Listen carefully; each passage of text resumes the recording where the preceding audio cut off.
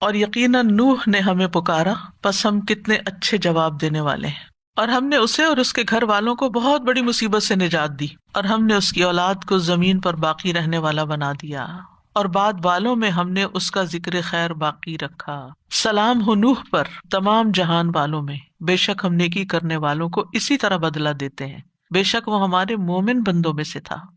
یہاں پر آپ دیکھیں وَتَرَكْنَا عَلَيْهِ فِي الْآخِرِينَ، اس وقت تو وہ سخت مشکل میں پڑے تھے، لیکن بعد میں اللہ تعالیٰ نے ان کو سچی ناموری عطا کی، یعنی ہم نے اس کی ایسی تعریف کر دی جو بعد میں آنے والے لوگوں میں بھی باقی رہی۔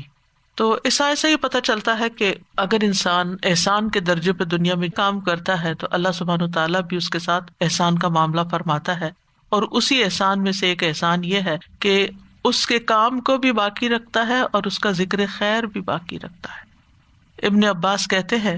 رسول اللہ صلی اللہ علیہ وسلم نے فرمایا، جنت والا وہ شخص ہے جس کے کانوں میں اللہ تعالیٰ لوگوں کی طرف سے اچھی تعریف ڈالتا ہے اور وہ سن رہا ہوتا ہے، یعنی دنیا میں بھی اس کا ذکر خیر ہو رہا ہوتا ہے، اور جہنم والا وہ شخص ہے جس کے کانوں میں اللہ تعالیٰ لوگوں کی طرف سے شر ڈالتا ہے، لوگ اس کو برا بھلا کہہ رہے ہوتے ہیں اور وہ سن رہا ہوتا ہے، یعنی نیک آدمی کی عدم موجودگی میں بھی اس کی تعریف کی جاتی ہے، اور یہ باتیں پھر گھوم گھما کے اس کے کانوں تک پہنچ جاتی ہیں۔ دیکھیں جو آپ کے سامنے تعریف کرتا ہے، ہو سکتا ہے وہ آپ کی خوشامد کر رہا ہو سکتا ہے کہ وہ صحیح بات کر رہا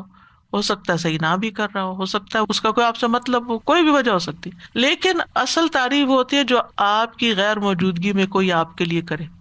پھر وہاں سے کوئی اٹھے اور وہ آپ کو پہنچا دے کہ وہ فلاں مجلس میں آپ کے لیے یہ الفاظ ادا کر رہا تھا۔ تو جب آپ کو یہ پتا چلے کہ کسی نے میرے بارے میں کچھ اچھے الفاظ استعمال کیے ہیں یا کسی کی رائے میرے بارے میں اچھی ہے، تو تمام تر شکر اللہ کے لیے ادا کریں، اور اسی رستے پر، نیکی کے رستے پر قائم رہنے کی کوشش بھی کریں اور اللہ سے استقامت کی دعا بھی کریں۔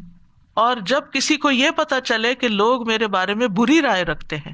تو پھر آپ سن کے توبہ کریں کہ یا اللہ میرے ہی کچھ گناہ ہوں گے جن کی وجہ سے کسی نے میرے بارے میں ایسے الفاظ کہے ہیں، اور پھر انسان اللہ تعالیٰ سے دعا کرے کہ یا اللہ مجھے میری غلطیاں دکھا دے، میری اصلاح فرما دے، پچھلے گناہ معاف کر دے، آئندہ مجھے نیکیوں کی توفیق دے اور مجھے اپنا بنا لے۔